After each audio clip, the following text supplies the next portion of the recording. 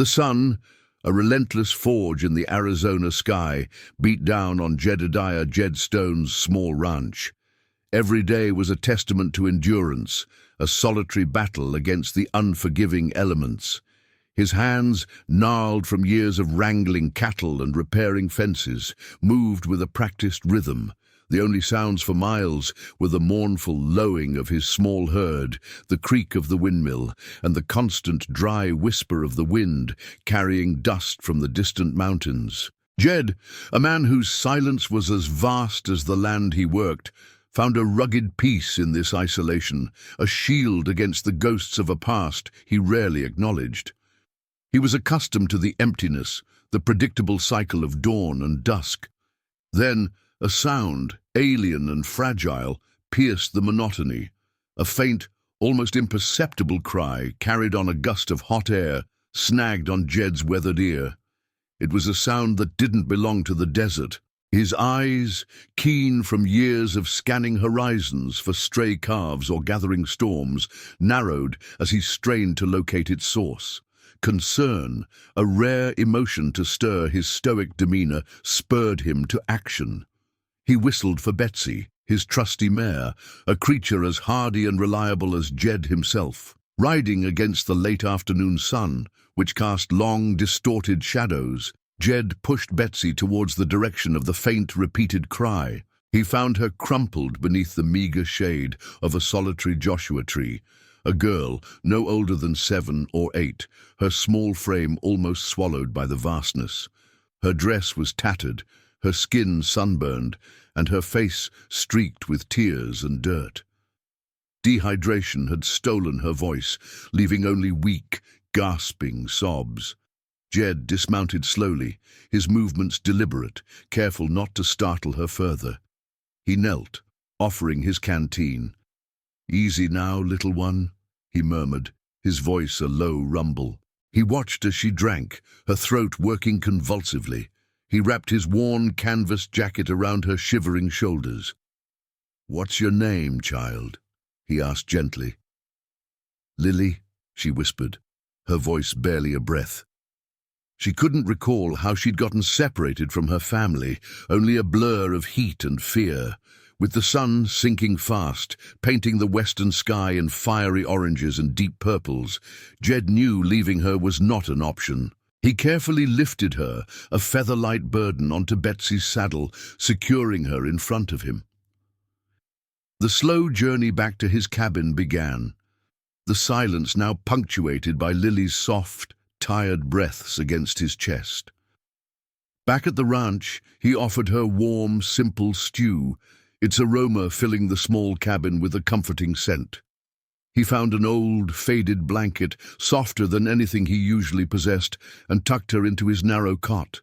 As the desert cooled, Jed sat by the flickering lamplight, telling her tales of the constellations, his gruff voice softening with each word.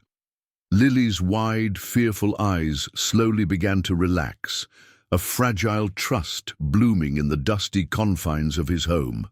He had no idea this act of simple human kindness would soon plunge him into a dangerous, unforeseen conflict. If you're enjoying this realistic Western tale, make sure to subscribe to the channel and hit that notification bell so you don't miss out on the next gripping chapter. Days melted into a week, each dawn painting the sky with the same fiery hues, but the air inside Jed's cabin felt different. No one had come looking for Lily. Jed had ridden the dusty miles to Redemption, the nearest scattering of buildings that passed for a town, tacking up hand-drawn notices on the general store's bulletin board and inquiring at the saloon and livery stable. The answers were always the same. No one had reported a lost child. No one had seen a girl matching Lily's description wandering the arid plains. A knot of concern tightened in Jed's gut. Who would simply lose a child in this merciless desert? Meanwhile, Lily, like a parched desert flower finally finding water, began to blossom. Her initial fear slowly receded, replaced by a cautious curiosity. She followed Jed like a shadow, her small hands eager to mimic his movements as he fed the chickens or mended a broken fence post. Her laughter, light and clear, began to echo through the usually silent cabin, a sound Jed hadn't realized he was missing until now. He found himself explaining the intricacies of mending a saddle, the life cycle of a desert tortoise, and the constellations that glittered like scattered diamonds in the vast night sky. The ranch, once a place of solitary labor, now held a newfound, gentle purpose. Jed even caught himself smiling more often, a rare occurrence for the stoic rancher. The change, however, was about to be interrupted. One sweltering afternoon, just as the sun reached its zenith, a lone rider emerged from the shimmering heat haze on the horizon. His silhouette was sharp and imposing, a stark contrast to Jed's more relaxed figure. As the rider drew closer, Jed's experienced eye noted the expensive tack, the finely honed rifle slung across the saddle, and the two gleaming Colt peacemakers riding low on the man's hips. The rider dismounted with an almost predatory grace, his presence immediately dominating the small ranch yard. He was tall, lean, and his face, partly obscured by the wide brim of a dark hat, held an unnerving stillness. His eyes, when they finally met Jed's, were a cold, piercing blue, devoid of warmth. "I'm looking for a girl," he stated, his voice a low growl, utterly devoid of emotion. "My daughter, Lily." He introduced himself as Cole Blackwood. Relief should have washed over Jed, but instead a prickle of unease snaked up his spine. This man's demeanor was too cold, too controlled for a father who had just found his lost child. He scanned Jed's property with an almost professional gaze, missing nothing. Lily, who had been playing with a handful of pebbles near the barn, looked up at the sound of the strange man's voice. Her small face lit up with an undeniable, if fleeting, joy. "Papa!" she cried, running towards him. Blackwood bent down, scooping her up in a brief, almost perfunctory embrace, his eyes still fixed on Jed with an unnerving intensity. He didn't meet Lily's gaze. Jed watched the interaction, a profound suspicion beginning to solidify in his mind. There was something profoundly wrong with this reunion, a chilling darkness radiating from Blackwood that felt utterly unlike a loving father. The following days at the ranch became a crucible of strained politeness and gnawing suspicion. Cole Blackwood remained an enigma, a coiled spring of controlled energy. He offered no explanations for Lily's abandonment, nor did he express any sincere gratitude for Jed's care.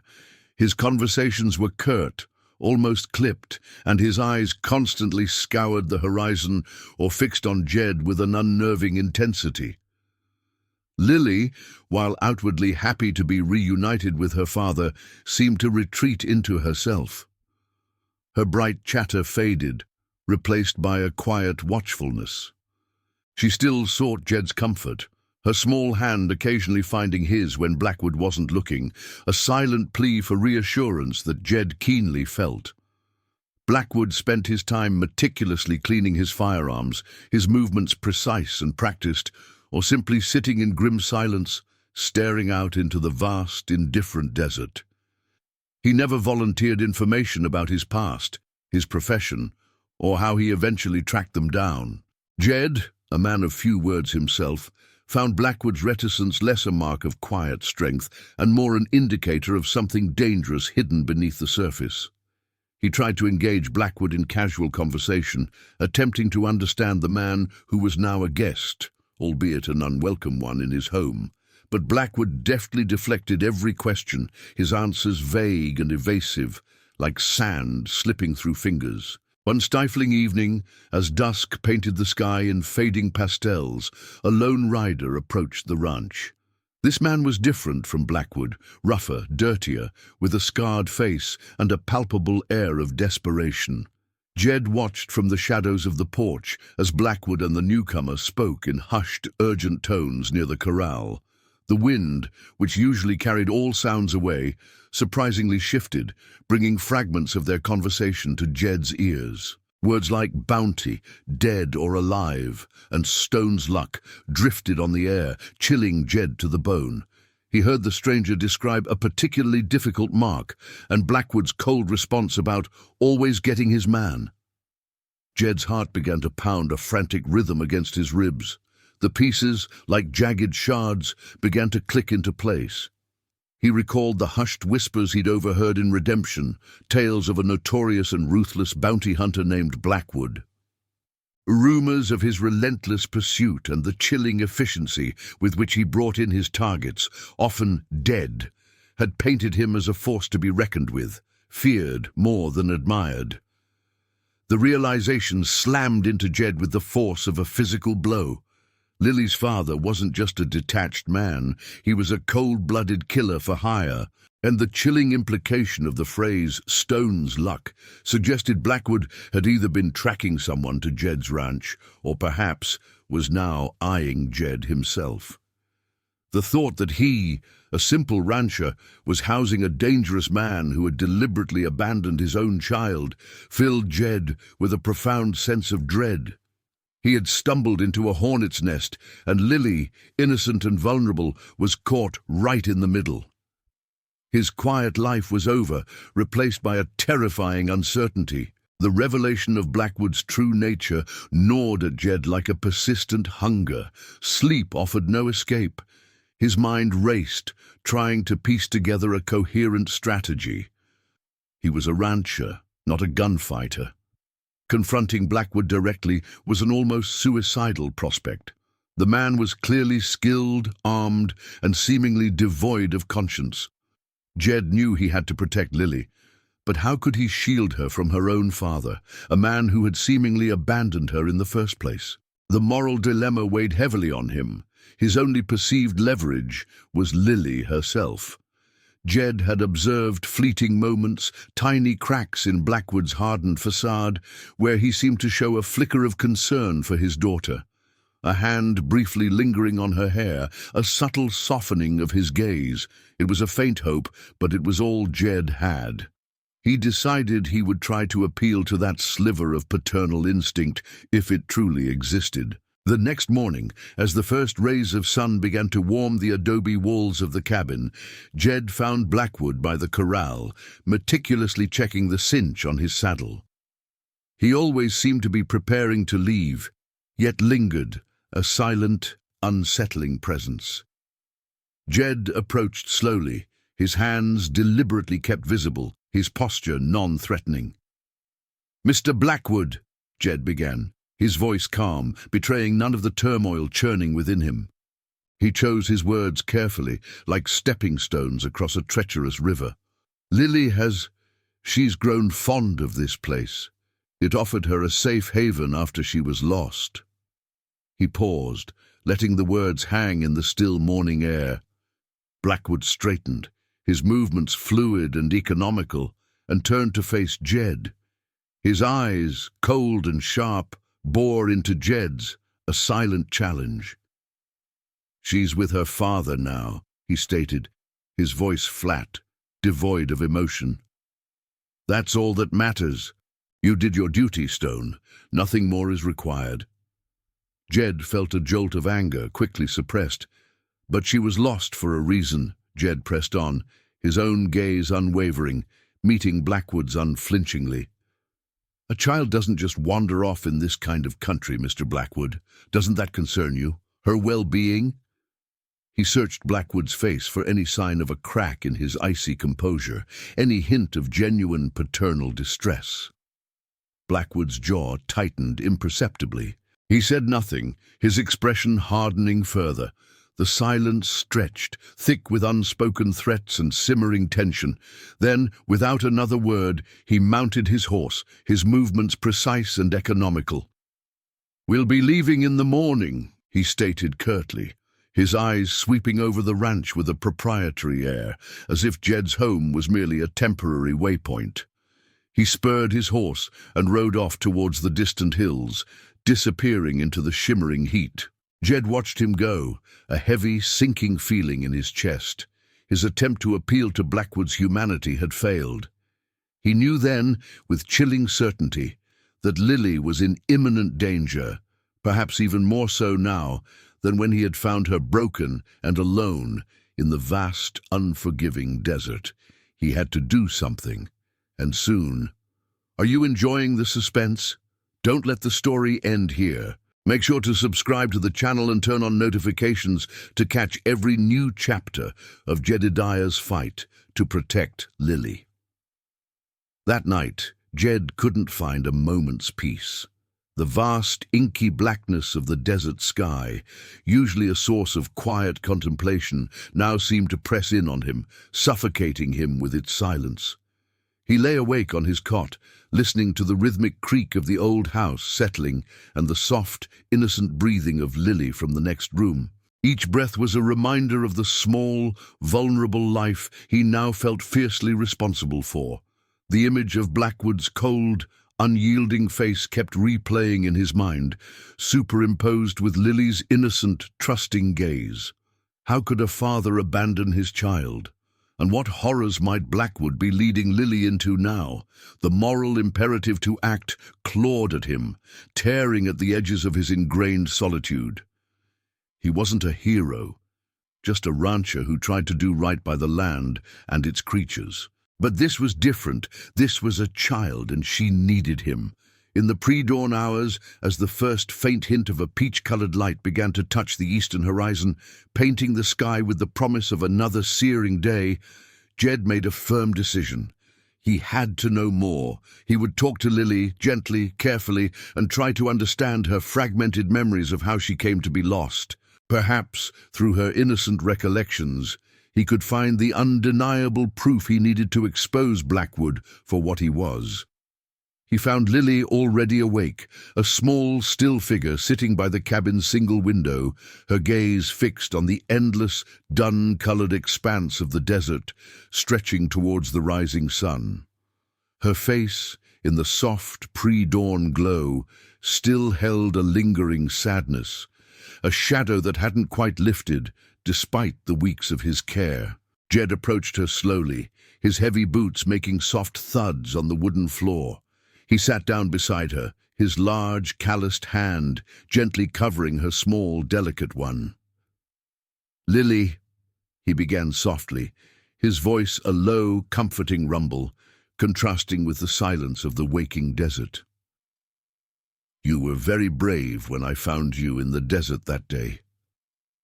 He felt her small fingers twitch under his, a tiny spark of connection. She looked up at him, her eyes wide, still holding a trace of the fear he'd first seen.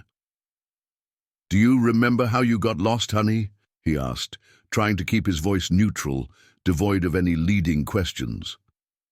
Lily hesitated, her brow furrowed in a child's concentration, trying to pluck elusive memories from the fog of fear and dehydration. She picked at a loose thread on her dress, her lower lip trembling almost imperceptibly. "Papa! Papa was angry," she whispered, her voice barely audible, like the rustle of dry leaves. He said I was too slow. He told me to wait by a big rock, a tall one, but then he didn't come back." Her words were simple, stark, and utterly devastating. The innocent revelation confirmed Jed's deepest, most horrifying fears. Blackwood hadn't simply lost his daughter, he had callously, deliberately abandoned her in the most unforgiving of landscapes, treating her like an inconvenient burden. The truth was colder, harsher than anything Jed had imagined. His heart ached for the small, trusting child beside him, and a new, fierce resolve hardened his own gaze. Lily's whispered words echoed in Jed's mind, a damning indictment against Cole Blackwood. The child's simple, unvarnished truth solidified Jed's resolve. He could not, in good conscience, allow Lily to remain with such a man, a father who could so casually abandon his own flesh and blood to the merciless desert. The isolated ranch, once a sanctuary, now felt like a trap. Vulnerable to Blackwood's unpredictable and dangerous temper, Jed decided his only option was to take Lily to redemption, to the sheriff. It was a risky gamble. Blackwood could return at any moment, or worse, be waiting for them along the dusty trail. But the alternative, staying put and hoping for the best, felt far more perilous. Under the guise of taking Lily for one last outing before their supposed departure with Blackwood, Jed set about his preparations with a quiet urgency. He saddled Betsy, his sturdy mare, and an older, gentler mare he kept for occasional chores. He packed a small canvas bag with a few provisions, dried jerky, water, and some biscuits for Lily. His trusted Winchester rifle was carefully placed in its scabbard, within easy reach. He double-checked the buckles on the saddles, his movements precise, his mind racing with possibilities and contingencies. Lily, sensing the excitement of an unexpected ride, seemed oblivious to the true gravity of their journey. She chattered happily, pointing at the dust motes dancing in the morning light filtering into the barn. As they rode out, leaving the familiar confines of the ranch behind, Jed's senses sharpened. Every rustle in the scrub brush, every distant hawk's cry, sent a prickle of alarm up his spine. His eyes constantly swept the horizon, searching for any sign of a lone rider, for the telltale dust cloud that would announce Blackwood's presence. The sun climbed higher, relentless and unforgiving, turning the air into a shimmering haze. Jed tried to keep Lily entertained, pointing out prairie dog holes, identifying the hardy desert flora, and even attempting to whistle a tuneless melody, his voice a little strained. He spoke of the town ahead, painting a picture of a bustling place with other children and sweets, anything to keep her spirits up and her mind off the arduous ride. He knew that a direct confrontation with Blackwood would undoubtedly lead to violence, an outcome he desperately wanted to avoid, especially with Lily's innocent life hanging in the balance. The miles stretched endlessly before them, each one bringing them closer to redemption and potentially to the dangerous truth that awaited them there. The dusty, sun-baked buildings of redemption finally appeared on the horizon, a welcome sight that momentarily eased the knot of tension in Jed's stomach. He rode straight to the sheriff's office, a small, unassuming wooden structure at the end of Main Street, its paint peeling under the relentless sun. Dismounting, Jed helped Lily down, her small legs wobbly from the long ride. Sheriff Brody, a stout man with a kindly, albeit weary face and eyes that had seen too much of the territory's rough justice, looked up from his cluttered desk as they entered. "Jedediah Stone," Brody rumbled, a flicker of surprise in his eyes. "To what do I owe the pleasure, and who's this little sprout?" Jed, cutting straight to the point, wasted no time. He recounted the entire story, finding Lily in the desert, her subsequent weeks of recovery at his ranch, and the chilling arrival of Cole Blackwood. He described Blackwood's cold demeanor, his evasiveness, and the unsettling fragments of conversation he'd overheard about bounties. When Jed relayed Lily's innocent, heartbreaking confession about being left alone by her papa near a big rock, Sheriff Brody's expression hardened. He leaned forward, his elbows resting on the desk, his gaze shifting between Jed's earnest face and Lily's small, quiet presence. "That's a serious accusation, Jedediah," Brody said, his voice low, filled with gravity. "Abandoning a child in this territory, that's a hanging offense." He assured Jed he would investigate Blackwood thoroughly. "We'll send out a wire, see if anything comes up on him. For now, Lily can stay at the boarding house under Mrs. Perkins' care. She's a good woman." Just as Brody was offering words of reassurance, the heavy wooden door to the sheriff's office swung open with a resounding creak. The silhouette of a tall, imposing figure filled the doorway, blocking out the harsh afternoon light. Cole Blackwood stood there, his hat pulled low, his eyes like chips of ice, fixed with unnerving intensity on Jed. His face was a mask of cold fury. "Stone," he said, his voice a low, dangerous growl that seemed to vibrate through the very floorboards. You've made a grave mistake." The air in the small office crackled with immediate, palpable tension.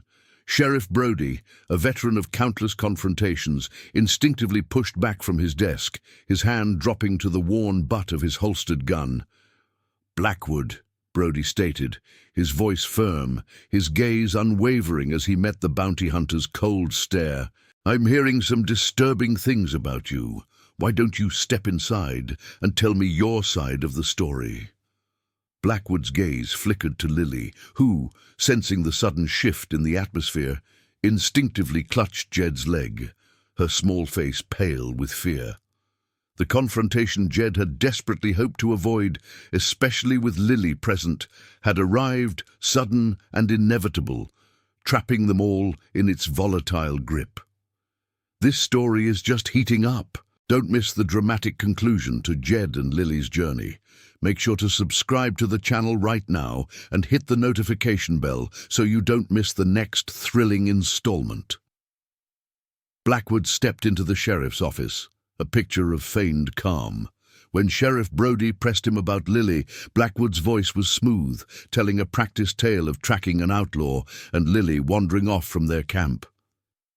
"I was a desperate father, Sheriff," he stated, feigning anguish. "Relieved to find her safe, of course, but Jedediah here seems to have a wild imagination." Sheriff Brody listened, his expression unreadable, and Jed could see the doubt in his eyes. Blackwood's story sounded plausible, painting him as a dedicated father. Jed's heart pounded with frustration. He had no concrete proof, only Lily's fragile testimony. He tried to interject, highlighting Blackwood's coldness, but Blackwood scoffed, dismissing Jed's words. Tension filled the small room, a silent battle of wills between the honest rancher and the deceptive bounty hunter. Just as the sheriff wavered, a commotion erupted outside. A stagecoach jingle, hurried footsteps, and shouts drew their attention. The office door burst open, and a dusty, fear-stricken stagecoach driver stumbled in. "Sheriff! Sheriff Brody!" he gasped, clutching a rolled-up poster. "It just came in on the last coach! Urgent wire from Santa Fe!" He unrolled it, revealing a grim sketch of Blackwood. Sheriff Brody's face drained as he read the bold print. "Wanted for questioning in connection with the disappearance of several men, known associates, the Desert Wraiths gang. Reward offered for information leading to arrest."